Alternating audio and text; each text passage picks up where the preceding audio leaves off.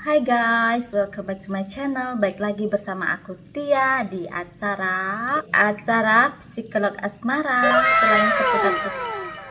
Selain seputar asmara, aku juga akan ngasih tahu kalian ya tips-tips yang menarik dan bermanfaat banget untuk kalian dalam menjalin suatu hubungan. Begitu. Bukan hubungan antara pasangan cowok sama cewek, enggak juga, tapi bisa jadi hubungan ke antara ayah dan anak, ibu dan anak, dan sebagainya. Nanti kedepannya saya akan membahas lebih banyak lagi seperti itu ya, karena ada request juga.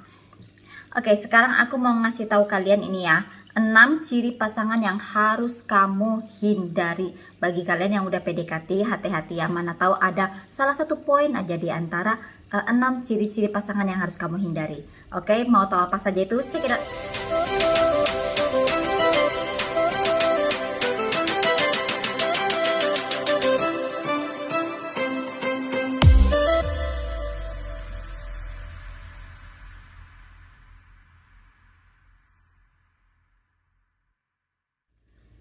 Gak usah banyak cincong, banyak cokorek lagi. Kita langsung aja ke 6 ciri-ciri pasangan yang harus kamu hindari. Yang pertama adalah seseorang yang belum sembuh atau masih terikat dengan masa lalunya. Karena mungkin pada akhirnya kita juga yang akan sakit gitu. Ya benar juga, coba kamu bayangkan, pikirkan, coba secara logika aja gitu ya kan. Kamu berjalan sama cewek atau cowok kamu, dengan pasangan kamu, suami istri atau apa saja itu. Setelah itu dia selalu membahas masa lalunya, dia selalu membahas mantan-mantannya. Siapa sih yang mau dengerin ya kan? Biarlah itu menjadi masa lalu dan jangan diungkit-ungkit. Wait, yang belum move on, silakan move on ya kan. Masa lalu biarlah itu menjadi lembaran lama bagi kalian, bakar itu. Ambil pengalaman, ambil poin-poin yang bagusnya dulu, ambil kesalahan kita dari masa lalu, jangan sampai terulang kembali itu. Dan jangan diungkit-ungkit kepada pasangan kita masing-masing, karena hal itu akan menyakitkan pasangan kita sendiri. Oke, itu juga akan mengakibatkan hubungan kalian juga akan terancam bubar, karena sebagian besar pasangan tidak suka mendengarkan masalah-masalah lalu kamu, susahnya. Oke, itu nomor poin pertama. Dan yang kedua adalah, simak ya, gue masih baca nih, gak apa-apa ya. Bagi kalian yang males baca, gue bacain deh gitu. Seseorang yang tidak jelas dengan perasaannya. Tidak ada yang namanya ya udahlah jalannya aja dulu, gak usah itu ya. Setiap keputusan pasti punya konsekuensinya masing-masing. Banyak orang yang menjadi rusak karena menjalani sebuah hubungan yang tidak mempunyai tujuan jelas. Ini bagi kalian ya pasangan cowok atau cewek yang suka mem-PHP pasangannya masing-masing. Makanya tempo hari aku bilang apa ya, aku tegas kepada cowok, aku tidak mau PHP itu cowok gitu. Kalau misalnya dalam suatu hubungan, kalau misalnya suka, aku bilang suka. Kalau misalnya aku punya perasaan, aku bilang aku memang punya perasaan sama kamu. Kalau tidak jelas, kita harus katakan tidak. Jangan iya enggak. Udah deh, jalani aja dulu, nanti kedepannya kita kan mana tahu, kita temenan aja dulu deh gitu ya kan.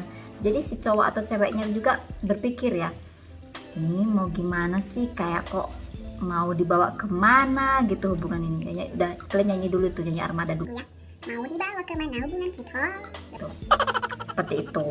Jadi yang jelas-jelas ada, yang jelas-jelas aja deh gitu ya kan, yang pasti-pasti aja. Jangan bawa kita ke sana ke sini tanpa tujuan yang jelas. Angkot aja jelas lah, kita misalnya mau kemana, dari ke A mau ke kota B. Gak mungkin kita diturunin di kota C. Nanti aja lah bang, nanti ke kota D, kan gak mungkin ya kan. Oke, lanjut. Nomor 3, seseorang yang tidak bisa mengontrol emosinya secara verbal maupun fisik. Ngerti ya? Jadi ciri-ciri pasangan seperti ini yang mesti, poin yang paling intinya lah bagi aku yang ini ya. Tunggu sebentar, anak saya WhatsApp. Lanjut. Sampai di mana tadi ya? Jadi lupa. Oh, mengontrol emosinya. Iya. Kamu harus mencari pasangan yang super sabar ya guys. Kita kan tahu sendiri, kita ini punya kelebihan dan kekurangan masing-masing. Kelebihan kita pasti pasangan kita akan menerima dengan senang hati. Begitupun sebaliknya. Tapi dengan kekurangan kita, hanya yang benar-benar tulus tulus dengan mau sama kita, dia bisa menerima kita apa adanya dan dah sabar menghadapi sifat kita yang buruk. Oke, terus terang ya, setiap manusia itu nggak ada yang sempurna, apalagi juga aku. Mungkin juga bagi anda sekalian yang hanya bisa menutupi itu si kekurangan-kekurangan kita. Misalnya ya, kalau perempuan kekurangannya itu apa ya? Jadi apa ya kira-kira? Oh, bad moodan. Ada banyak cewek kadang suka bad mood ya guys. Hatinya itu ibaratnya seperti Hello Kitty tahu Jepang tahu. Jadi jangan sampai kita sentuh hancur gitu, tahu itu nggak bakal balik lagi ke semula gitu ya kan. Kalau misalnya tahu Bandung ya masih bisa sih ya, tahu putih gitu masih bisa, biarpun kita sentuh hancur ya kita kan bisa jadi buat perkedel tahu ya kan. Kok jadi ngomong makanan ya, nggak nyambung banget ya kan. Kalau laki-laki, oke, laki-laki kadang egois ya. Perempuan juga kadang ada juga yang egois mau menang sendiri. Cuman laki-laki ini apalagi kalau misalnya dia sudah mapan ya, sudah berdikari sendiri gitu, jadi serasa mau apa loh gitu, lu aja nggak bisa menghasilkan duit, mau apa loh, mau pergi, udah pergi aja, mentang-mentang udah dapat semuanya gitu. Makanya hati-hati guys ya, bagi kalian perempuan itu jangan sampai kalian ngasih semuanya ke si laki-laki itu, rugi banyak harga diri kita tuh di sana. Oke, seperti itu. Itu nomor 3 ya. Panjang banget ya nomor 3 ya. Nomor 4, seseorang yang egois, orang yang mementingkan dirinya sendiri, yang memberikan waktunya sesuai dengan perasaan dan moodnya. Wih, tadi ada di poin yang nomor 3 juga ya kan. Siapa sih yang mau sama orang yang egois ya kan, pengen dia aja yang menang gitu. Jadi misalnya kalau misalnya ada suatu masalah ini, dia tidak memberundingkan dengan si pasangannya, dia hanya yakin dengan keputusannya tanpa tahu resiko atau efek apa ke belakangnya yang akan didapat di kemudian hari atau setelah dia mengambil keputusan itu. Atau mungkin si pasangannya, cewek atau cowoknya itu, pasangannya ya, dia lebih mengerti atau pernah berpengalaman. Kita kan harus sharing, harus berbagi. Jadi kalau misalnya ada masalah tolong bicarakan baik-baik ya. Oke. Nomor 5, seseorang yang ngeluh dan nyalahin orang lain. Dia merasa lebih baik ketika orang lain setuju dengan pandangan dan opininya. Ini nggak jauh beda dengan halnya yang egois tadi ya. Cuma di sini lebih menekankan kepada dia lebih ke otoriter. Kenapa saya bilang begitu ya? Karena dia pengen mengendalikan semuanya gitu. Ini gua loh, ibaratnya ini gua loh kepala keluarga, atau ini gua loh yang berkuasa di sini karena gua bisa menghasilkan semuanya. Kamu nurut dong sama gua gitu. Seperti itu. Nggak enak banget ya ketemu sama orang kayak gini. Kalian hati-hati deh kalau misalnya ketemu sama ini ya, orang seperti ini ya gitu. Nggak bisa diajak diskusi. Yang keenam ya, kita lanjut yang terakhir. Seseorang yang belum siap komit, yang nggak mau merelakan waktunya dan kebiasaan buruknya.